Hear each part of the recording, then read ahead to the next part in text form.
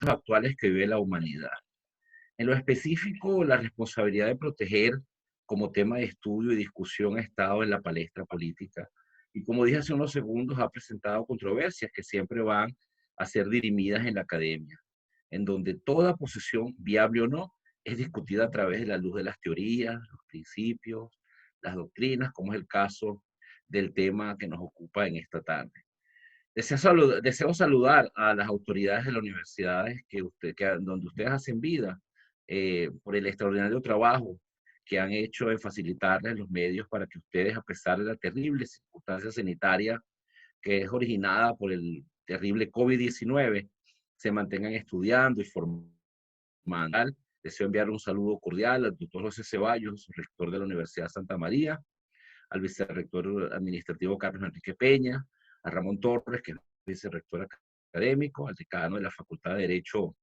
doctor Antonio Bombicini, y al doctor Alejandro Vidal Jaimes, director de la Escuela de Estudios Internacionales y de la Escuela de Derecho de la Universidad de Santa María. Nuevamente te felicito, Cherezade, por este gran esfuerzo que están haciendo y el liderazgo que has empeñado para el cumplimiento de estas actividades académicas con la eficacia con la cual resultan en beneficio de todos los estudiantes. Como vimos en nuestras lecciones de derecho, el derecho internacional público tiene una función dicotómica. Es una ciencia con un objeto de estudio y una disciplina que se va a desarrollar en la comunidad internacional y que se constituye en un núcleo de multidisciplinariedad, en donde convergen la historia, la ciencia política por órgano de las relaciones internacionales, la psicología que estudia la conducta humana, la medicina, como hemos visto en los actuales momentos vividos por el COVID-19, en fin, todas aquellas disciplinas que asisten a los estados nacionales en la conclusión de los tratados, fuente por excelencia del derecho internacional público. También debemos recordar que el derecho internacional público es convencional, nace de los acuerdos a los que llegan los sujetos de derecho cuando el interés nacional les convoca a concretar algún acuerdo o tratado. En este sentido, desde el punto de vista normativo, el Estatuto de la Corte Internacional de Justicia, en el espíritu de las disposiciones consagradas en la norma que desarrolla el artículo 38, establece que son fuentes de derecho internacional las siguientes. Primero tenemos a las convenciones o tratados internacionales, tenemos a la costumbre internacional, los principios generales del derecho internacional, acciones judiciales, tenemos a la doctrina, a la equidad. No vamos a profundizar cada una de ellas, que ya fue objeto de estudio por parte de ustedes en sus estudios de derecho, solo las traemos a colación para recordarnos que el derecho internacional público es convencional y su espacio de acción como disciplina y como ciencia es la sociedad internacional. En efecto, esta comunidad internacional es un espacio complejo en donde convergen actores, sujetos de derecho, organizaciones no gubernamentales, cuyas interacciones se verifican en una turbulencia de hechos, intereses, relaciones múltiples de poder, que hacen ininteligible la planificación anticipada de soluciones a problemas y situaciones inesperadas que movilizan la dinámica internacional hacia espacios de tensión y distensión, cuyo sitio natural de encuentro se realiza en un tablero de múltiples niveles, lo internacional doméstico, burocracia individual, bajo la observación normativa convencional del derecho internacional. La historia nos permite ver en perspectiva esa dinámica y las respuestas que irrumpieron en un determinado momento para salvaguardar un orden establecido, pero no así para realizar una mirada prospectiva desde el pasado para determinar las acciones que debían ejecutarse ante uno u otro estímulo internacional. Para esto, las teorías de las relaciones internacionales, que aprovecho saludar al profesor Román Delgado, que se encuentra entre nosotros, un gran estudioso de las relaciones internacionales, de la historia y de la filosofía, como decía hace un momento, las teorías de las relaciones internacionales, en el contenido de los 5 debates clásicos, facilitan la observación y la explicación de los fenómenos y los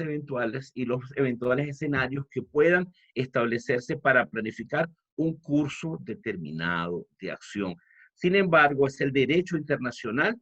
el encargado de establecer pactos, convenios o soluciones ante un problema específico.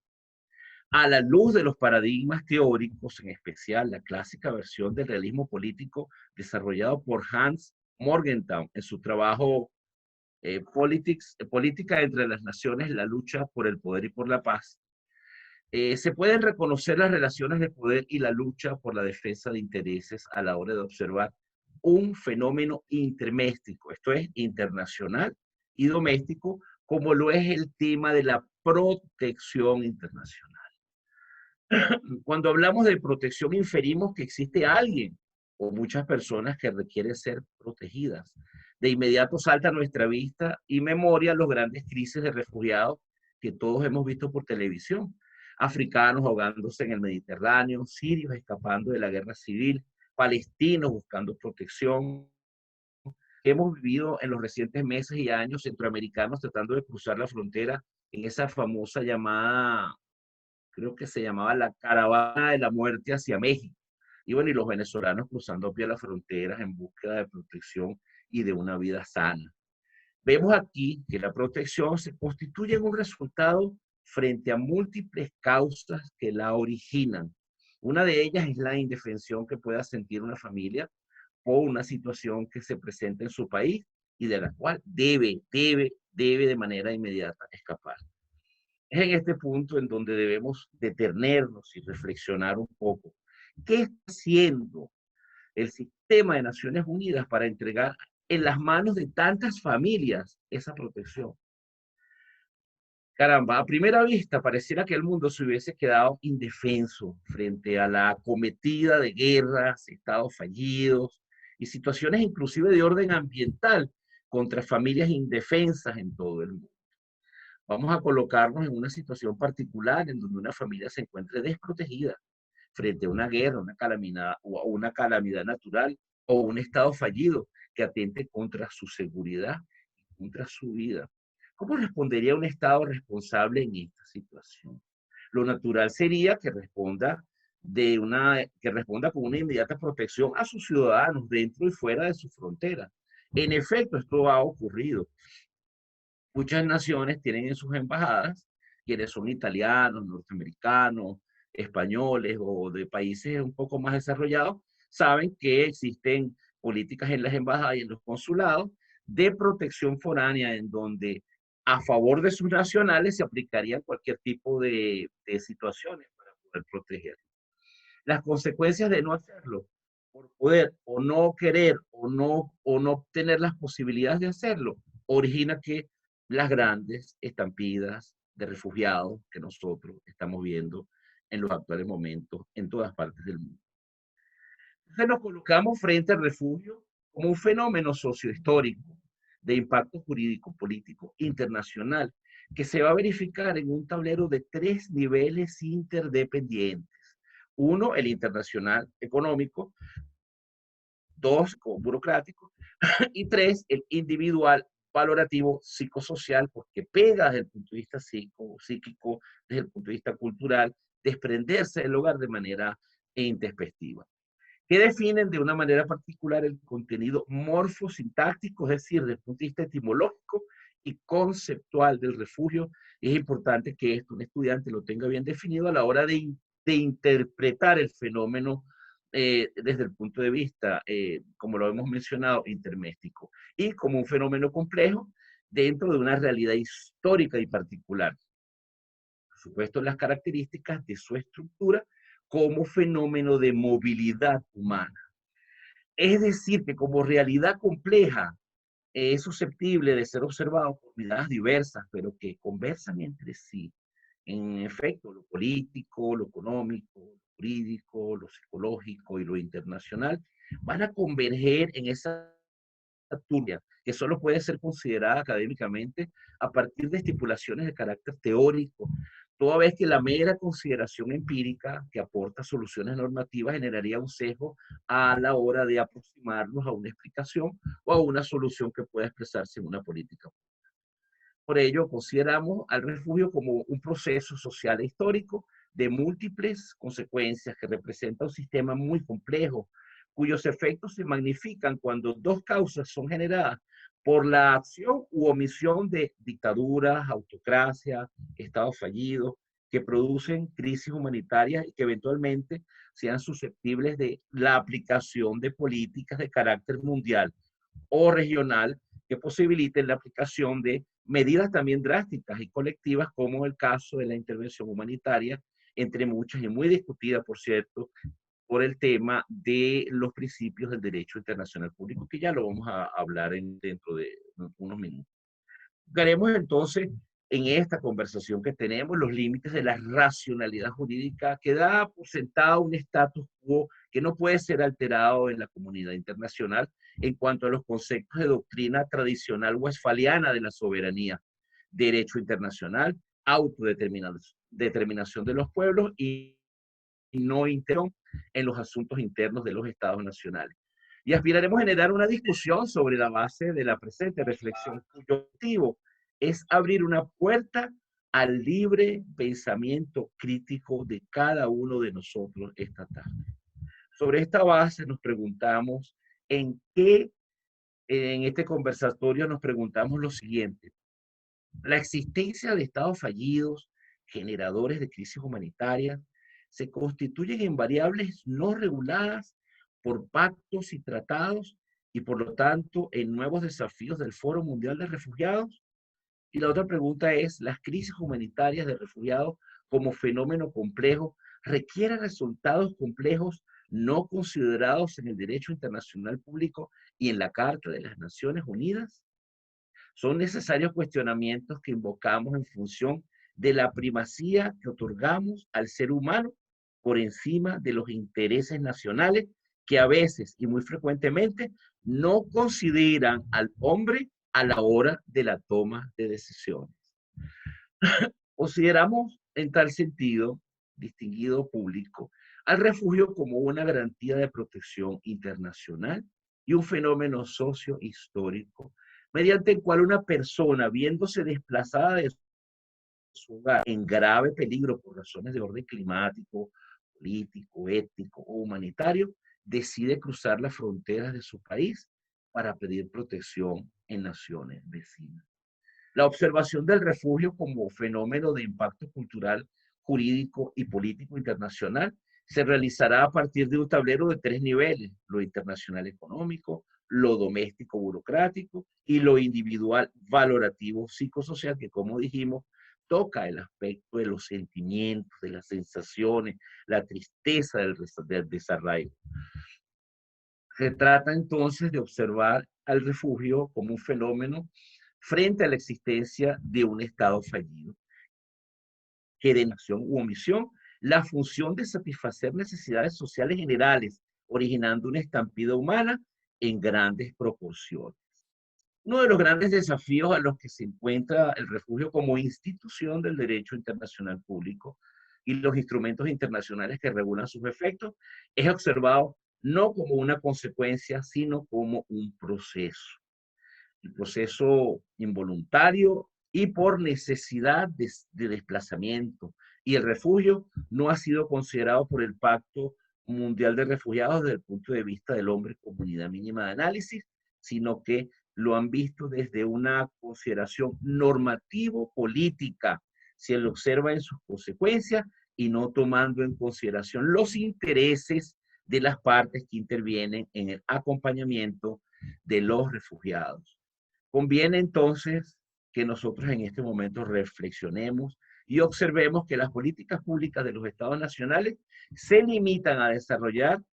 los tratados, convenios y pactos en el proceso de tensiones y distensiones presentes en las etapas del sistema mundo que se produce entre las inesperadas masas de desplazados y refugiados, generando acciones como las que han sido recogidas en el Pacto Mundial de Refugiados, que seguramente todos ustedes ya estudiaron en Derecho Internacional Público, y no se observa al refugio como un proceso en cada una de sus partes.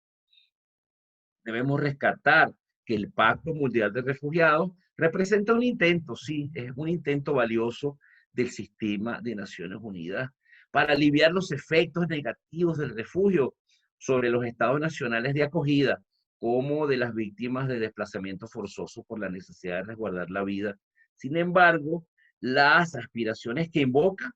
constituyen una evidencia de debilidad del derecho internacional público como actividad y disciplina, lo que implica una urgente reforma no solo de la doctrina clásica relativa a los principios de soberanía y autodeterminación de los pueblos, sino a los propios fundamentos del sistema de Naciones Unidas. ¿Te apareció una señal? eh, el derecho internacional público como institución que venimos nosotros conversando, al igual que el sistema de Naciones Unidas atraviesa una profunda crisis que advierte sobre urgentes cambios. El sistema parece no permitir, por mezquinos intereses de élites internacionales, una reforma absoluta a sus principios e instituciones, de sus doctrinas, tratados y convenciones, arriesgando al mundo y a los seres humanos que en él vivimos a su aniquilación. Nos preguntamos, ¿debemos los académicos esperar una guerra mundial y limitarnos a reflexionar sobre lo que existe o lo que ocurra? ¿O tenemos la obligación de reflexionar, analizar, comprender y proponer ideas de cambio sobre la base de realidades y amenazas? La crítica al Pacto Mundial de Refugiados que hemos venido comentando lo es también al sistema internacional del cual nace.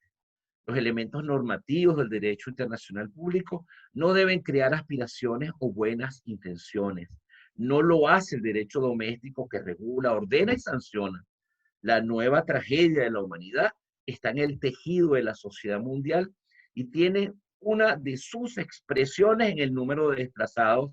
y refugiados que huyen de dictaduras, estados fallidos y groseras autocracias delincuenciales que son el testimonio de un pasado que se resiste lamentablemente a morir. Nuestra contribución en foros como este es fomentar la discusión y generar ideas. Abordar el tema del Pacto Mundial de Refugiados implica desde una perspectiva holística observar el respeto a la libertad individual en el sistema interno de los estados para otorgarle una categoría conceptual de Estado de Derecho global, por el ejercicio efectivo del respeto a los derechos fundamentales de la comunidad internacional. Una mirada a ese Pacto Mundial de Refugiados del año 2018 obliga a reflexionar en retrospectiva la trágica historia del siglo XX desde que el mundo reconoce que debe abandonarse la guerra como instrumento de política exterior. En efecto, distinguido público, la principal causa que ha generado la mayor cantidad de desplazados en la búsqueda del refugio ha sido la guerra, tanto interna entre diversos factores políticos en un Estado nacional, o la internacional, la clásica disputa por el poder entre dos Estados nacionales que se enfrentan. En efecto, es como la Revolución Rusa de 1917, la bolchevique, y las guerras mundiales, cuando se generan las crisis de refugiados más grandes en Europa, convirtiendo a más de 40 millones de seres humanos en refugiados. 40 millones de seres humanos en refugiados. Esto va a originar un primer intento de la naciente comunidad internacional organizada para aliviar los efectos sociopsicológicos del refugio a partir de la creación del Alto Comisionado para los Refugiados, el ACNUR, cuyo instrumento internacional, versión sobre el Estatuto de Refugiados del año 1951, reemplazaría en todas sus consideraciones a la anterior Oficina de Socorro y Rehabilitación.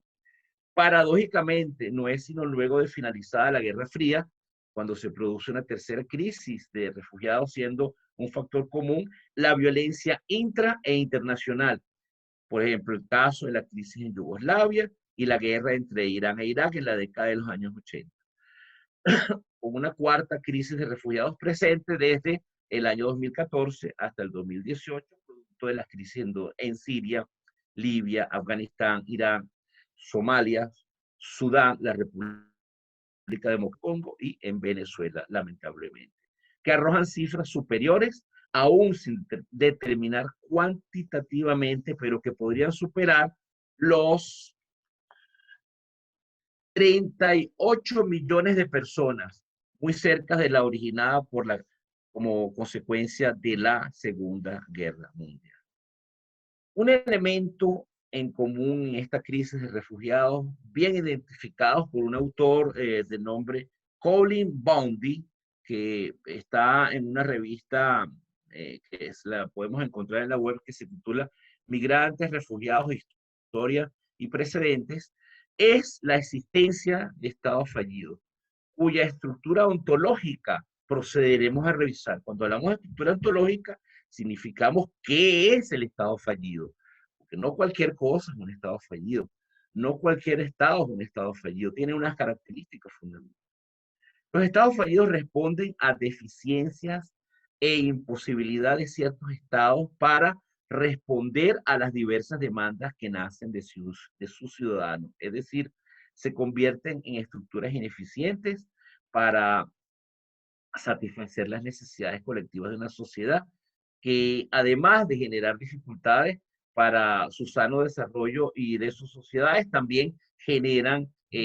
problemas frente a sus vecinos o a otros estados. Generalmente las autocracias y dictaduras que degeneran en procesos anárquicos, como por ejemplo, claro, de estados fallidos, no solo traen calamidades económicas a sus pueblos, sino que persiguen a todas las personas, grupos de personas o partidos políticos, organizaciones o empresas que se le opongan o simplemente no satisfagan sus intereses. Como un ejemplo claro, lamentable de lo que estamos describiendo, está lo ocurrido en Venezuela en un proceso que supera los 18 años, cuando se inicia la política de expropiaciones a sectores privados, opositores del líder venezolano Hugo Chávez, empresa agroalimentaria y de manufactura, sin que luego se haya tenido la intención de poner a producir tales industrias, dejando un vacío enorme en el tejido socioproductivo y originando a la largas expropiaciones similares, las graves crisis alimentarias que vive el país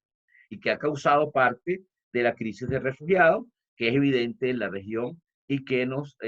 ha sido lamentablemente reconocida por el sistema de Naciones Unidas por órgano del ente encargado, que es el ACNUR. Es desde las ciencias políticas y las relaciones internacionales que el concepto jurídico de Estado-Nación cobra una nueva observación a partir del relacionamiento civil de los ciudadanos con el poder. Yo le doy a una, aquí dice, aquí hay un lápiz en un círculo y abajo hay un micrófono.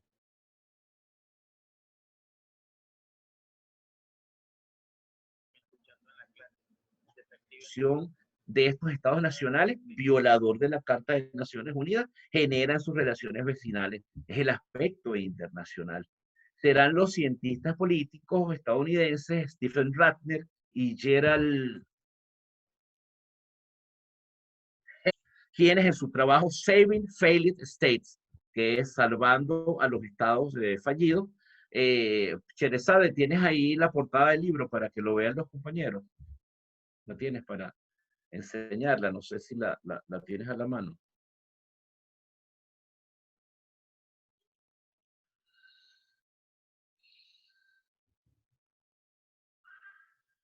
En este libro, Ideology of Failed State, o Salvando Estados Fallidos, que fue otra de las ediciones, se va a desarrollar el contenido ontológico del Estado fallido, fundamentando su idea central en un estudio de casos sobre Liberia, Camboya y Somalia. Recuérdense el gran genocidio en Camboya por el Yemen Rouge, que protagonizó uno de los desastres humanos más grandes que tuvo la humanidad después de la Segunda Guerra Mundial, y que consideraban que debían ser salvados estos estados fallidos por la comunidad internacional. Una expresión puntual de estos autores dice de las características que definen a un estado fallido: las luchas civiles, el colapso del gobierno y las privaciones económicas. Fue el término utilizado para describir al Estado alemán destruido después de la Segunda Guerra Mundial. Frente a esto, yo les invito a todos los que están en esta conferencia, cuando puedan pongan YouTube y hay imágenes reales y de la época, cómo quedó Hamburgo, cómo quedó Berlín después de la Segunda Guerra Mundial. Y eso es lo que significa realmente esa expresión del Estado fallido. Es entonces el caso distinguida audiencia, que resulta de gran importancia advertir que las consecuencias de un Estado fallido se constatan en las evidencias de un pueblo lastimado, diáspora en naciones vecinas, que ha quebrado el concepto de nación homogénea y valores comunes desmontados y agrupados en el único interés de sobrevivir. La supervivencia se convierte en la principal actividad de la colectividad sometida a un Estado fallido que no controla ni su propia legitimidad internacional. Evidencia en su región una falta de control interno tan grave que las consecuencias lastiman a la región, colocando a los hacedores de políticas de la comunidad internacional en la consideración de concluir que cada vez es más claro que algo tiene que hacerse. Un autor de nombre Peter Waldman, en su trabajo El Estado Anómico, expone una referencia categórica de cuáles son las variables que definen al Estado fallido. El Estado no fortalece, el Estado no fortalece a su ciudadano un marco de orden para su comportamiento en el ámbito público, puesto que no crea certezas en cuanto al comportamiento y a la orientación de la sociedad. El Estado pretende regular ámbitos sociales y modos de comportamiento que ocupan de forma ficticia y no está en condiciones de controlar o dominar efectivamente el constructo doméstico. El propio personal del Estado no cumple con las leyes, convirtiéndose en un foco de arbitrariedad y desviación de las normas. Otra de las características es que el Estado carece de legitimación fundamental por parte de sus ciudadanos, puesto que no logra satisfacer las necesidades básicas respecto al mantenimiento del orden y la seguridad. En este escenario, sin orden no hay reconocimiento ni de la estructura ni de la autoridad estatal. Nosotros añadimos a la contribución de este autor, Waldman, que los estados fallidos utilizan elementos de la delincuencia organizada internacional para financiarse, ya que sus estructuras económicas han sido colapsadas por políticas ineficientes y corruptas y abusan de los principios de soberanía y autodeterminación de los pueblos para cerrarse a la observación y tutela internacional, generando cruentas necesidades domésticas y causando enormes crisis, áreas de desplazados y refugiados a su suerte, más allá de sus fronteras. Lo anterior nos lleva a reflexionar y preguntarnos si los estados son iguales y soberanos de acuerdo a lo consagrado en la resolución 2526 de Naciones Unidas. La comunidad internacional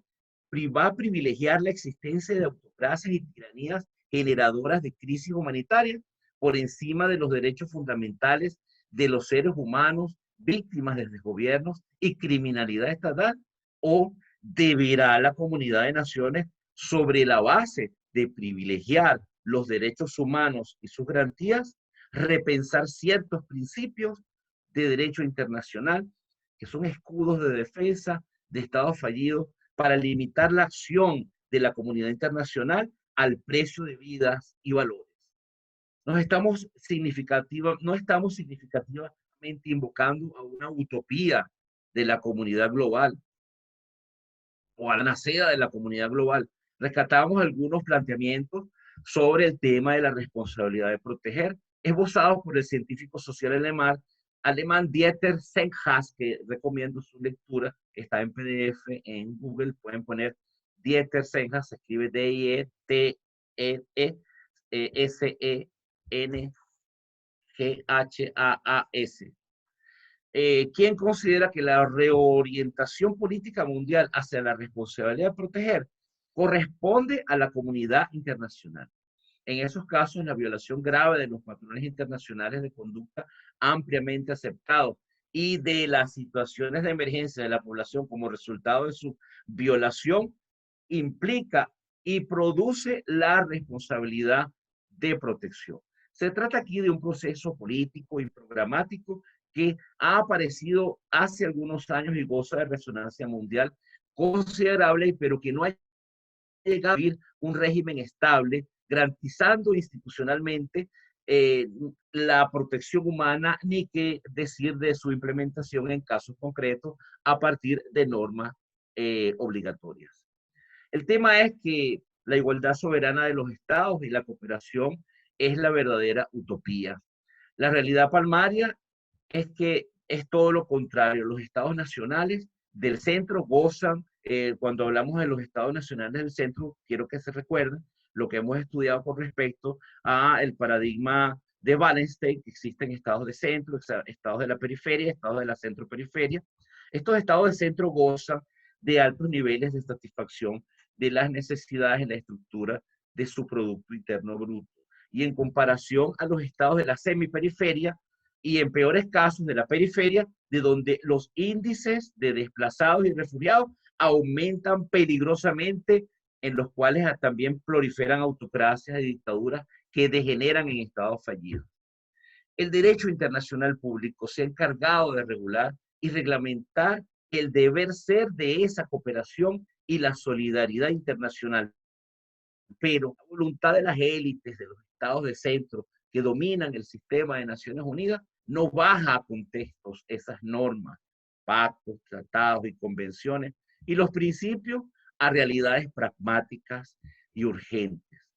Desde un punto de vista eminentemente doctrinal, el Pacto Mundial de Refugiados, que aspira a complementar la Convención de 1951 sobre el refugio, son instituciones del derecho internacional público y por lo tanto de carácter convencional. Sin embargo,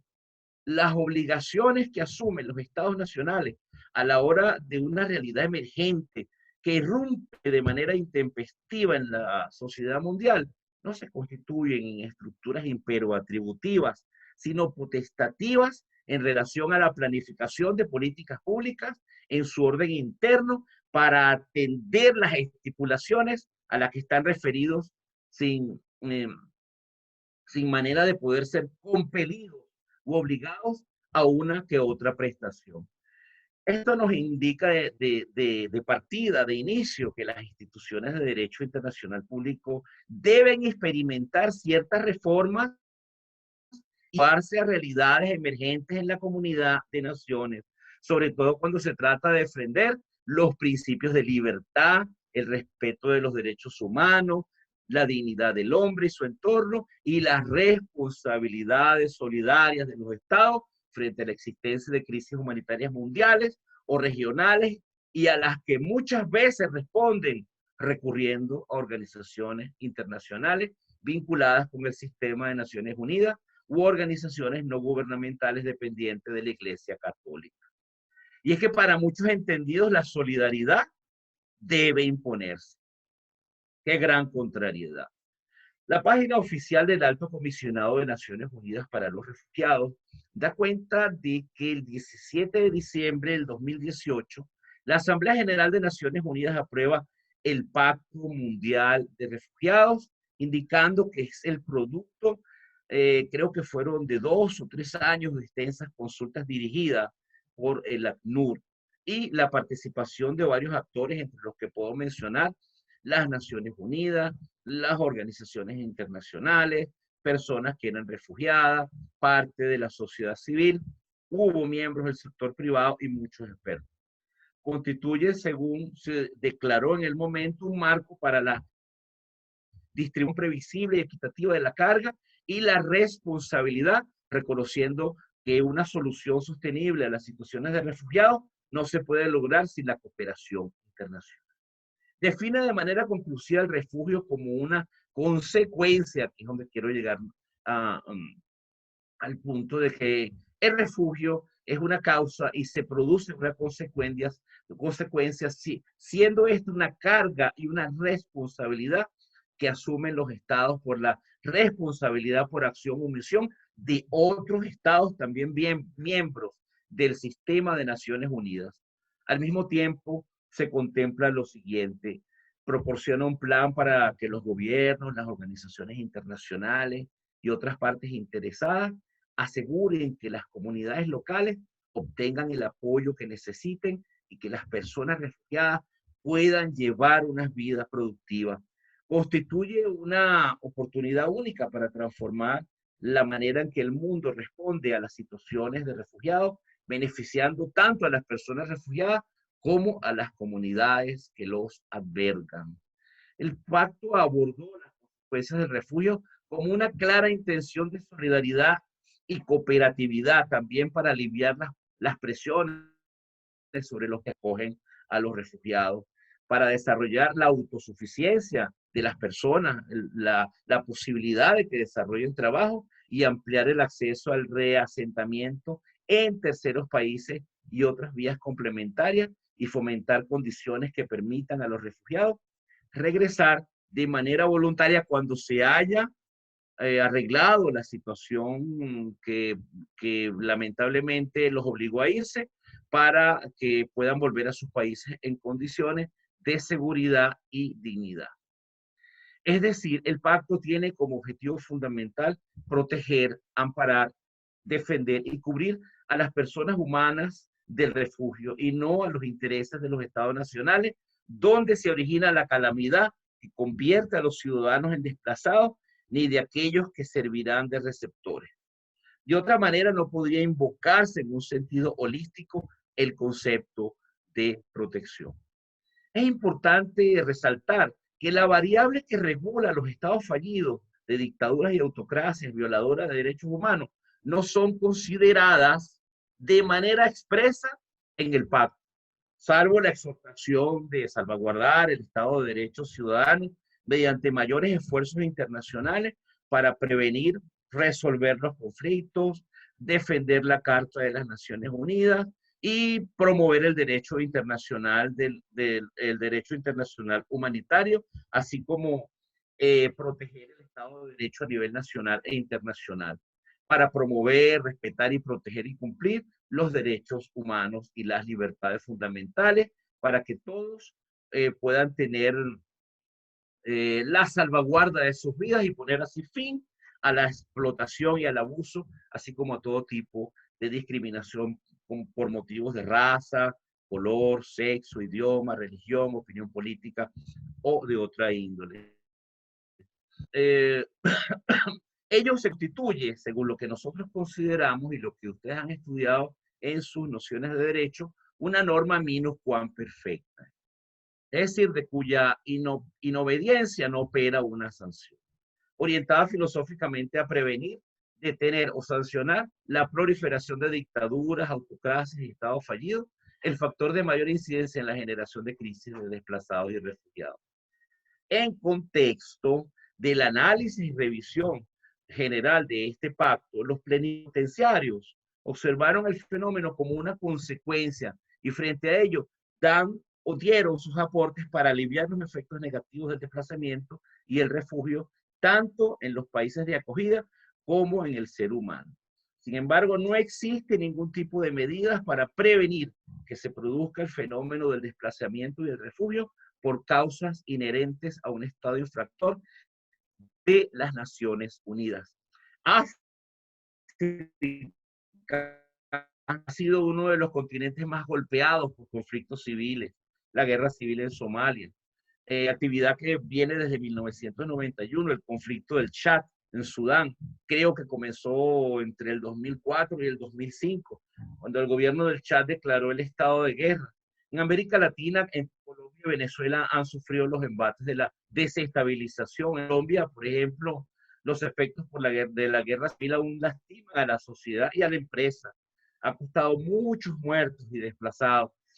Y en Venezuela, lamentablemente, desde el año 2014, esto se vino multiplicando.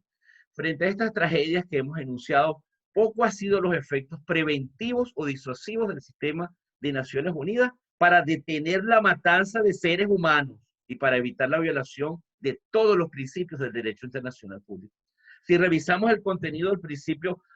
de autodeterminación de los pueblos, me disculpa, podemos observar tremendas contradicciones con la realidad. Expone el principio que se fundamenta en el derecho de un pueblo a decidir sus propias formas de gobierno, perseguir su desarrollo económico, social y cultural y estructurarse libremente sin injerencias externas y de acuerdo con el principio de equidad.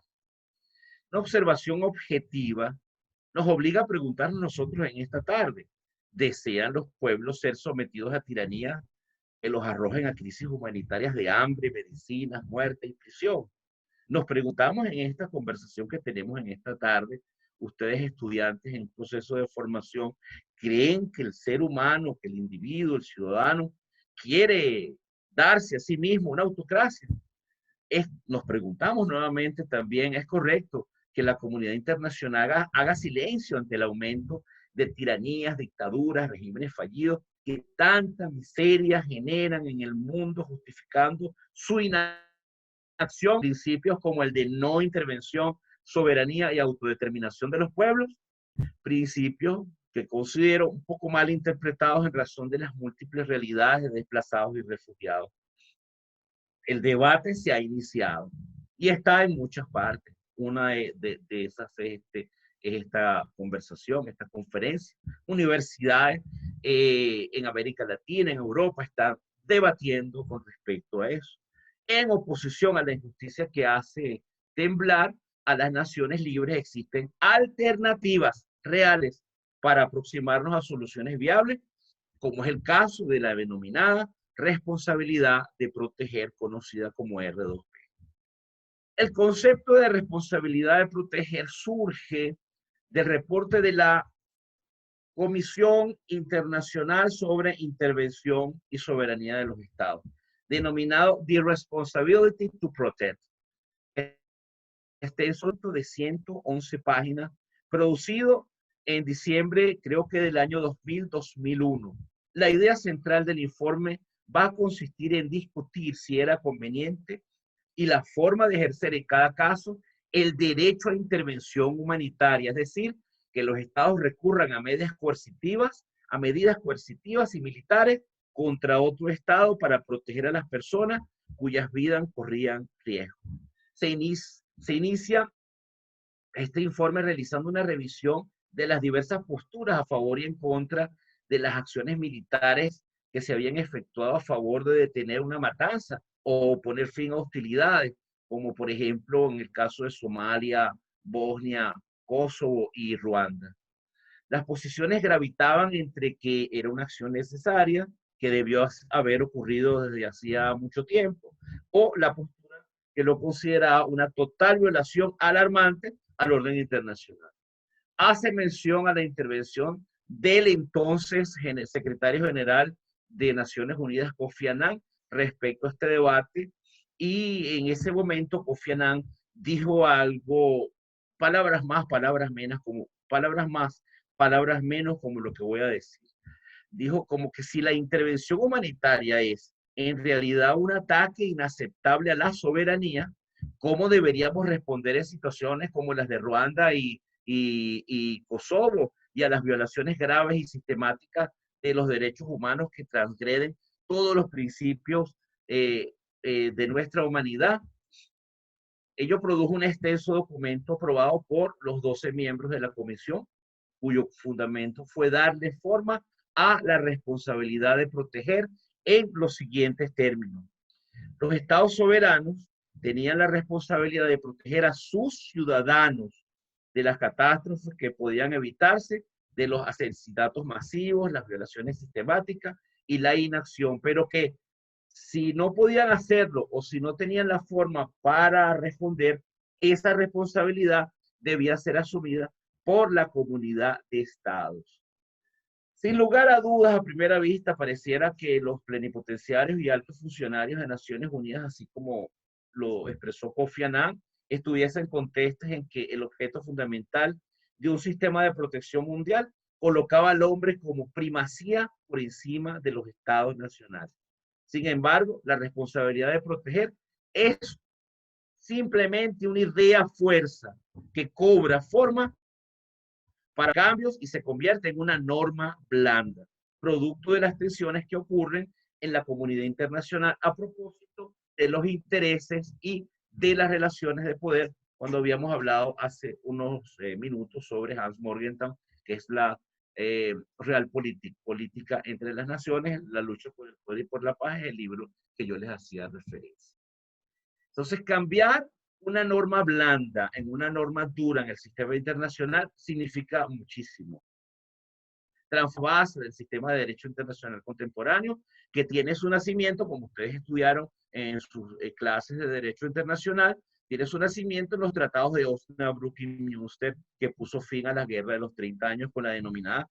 Paz de Westfalia. Nada menor y nada simple. Sin embargo, es una idea que ha trascendido a la academia para situarse en la política internacional con el informe de la comisión que acababa yo de mencionar. El concepto de responsabilidad tiene su fundamento en las obligaciones relativas al ejercicio de la soberanía sobre el cual reposa el equilibrio del sistema internacional. El deber que tiene el Consejo de Seguridad de las Naciones Unidas de mantener la paz y la seguridad internacionales de conformidad con el artículo 24, si no me equivoco, de la Carta, las obligaciones al derecho internacional y al derecho interno expresado en los tratados, pactos y convenios. La responsabilidad de proteger, entonces, posee tres elementos. Como norma blanda, posee tres elementos y se constituye, ya lo voy a refrendar, en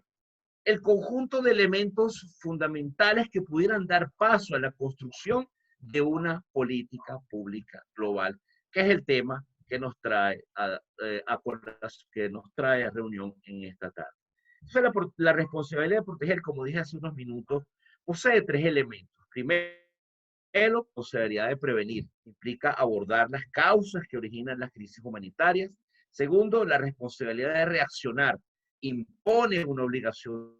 de ejercer acciones cuando la necesidad de protección humana sea urgente a través de sanciones,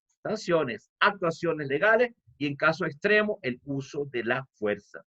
Y tercero, la responsabilidad de reconstruir, que consiste en el apoyo logístico y económico luego de la intervención militar para recuperar y generar reconciliación, eliminando las causas del daño que generó la intervención. Las prioridades del concepto se centran en el hecho de prevenir las variables que puedan dar objeto a la intervención militar, teniendo en consideración acciones de carácter proporcional y ponderadas. Dicha intervención solo puede acordarse en función de la existencia de una causa justa, es decir, la pérdida de vidas humanas, consecuencia de genocidios, acciones deliberadas del Estado contra sus propios ciudadanos o una palmaria negligencia o incapacidad de un Estado que ha colapsado y la existencia de una depuración étnica en grandes proporciones. Los aspectos finales y de gran importancia del informe residen en los principios operacionales y la autoridad competente. La necesidad de que existan objetivos claros, una coalición militar en donde se clarifique las jerarquías, tomando en consideración las limitaciones y la necesidad de aumentar gradualmente la fuerza, reglas claras del combate y coordinación de las acciones de fuerza con organizaciones humanitarias. El ejercicio de la competencia va a residir en el Consejo de Seguridad de las Naciones Unidas para autorizar una intervención militar con fines de protección humana. Y aquí el problema, distinguida audiencia. Este problema es que se resuelve. Y si el Estado agresor forma parte del Consejo de Seguridad o es aliado de uno de ellos, el derecho al veto, que forma parte de una variable urgente que debe ser eliminada dentro de una reforma del sistema, acabaría con cualquier intención de proteger. En este sentido es que consideramos que los planteamientos considerados en el informe de la comisión que redactó el principio de responsabilidad de proteger se constituyen una hoja perfecta para darle forma a una propuesta de política pública global para los derechos humanos, evitar las crisis humanitarias y la imposición de la paz. Tomando un poco lo que habíamos dicho en minutos anteriores, el realismo político, aquel que sistematizó Hans Morgenthau en su libro Política entre las Naciones, la lucha por el poder y por la paz, sigue ordenando la vida de la comunidad en función del poder que persigue los estados para la satisfacción de sus intereses nacionales. Siendo así, dejar en manos de las potencias mundiales tal responsabilidad no sería consono ni con el concepto de responsabilidad de proteger, ni con los principios que de manera inalterable rigen al sistema de derecho internacional público. Sin embargo, el constructo que desarrolla el informe como responsabilidad de proteger, con todos los elementos necesarios para la planificación, implementación y ejecución de una política pública de intervención humanitaria para la protección de los derechos humanos. Implica esto que debe crearse, y está en la propuesta, un órgano que dependa del sistema de Naciones Unidas, cómo se encuentra. Es decir, nada con intervenciones humanitarias. En este sentido, proponemos la creación de la Comisión Ejecutiva Mundial de Intervención Humanitaria, que tenga como misión fundamental el desarrollar desde el punto de vista de la burocracia internacional dependiente del sistema de Naciones Unidas, los planteamientos, principios y acciones contenidos en el informe de la ICISS.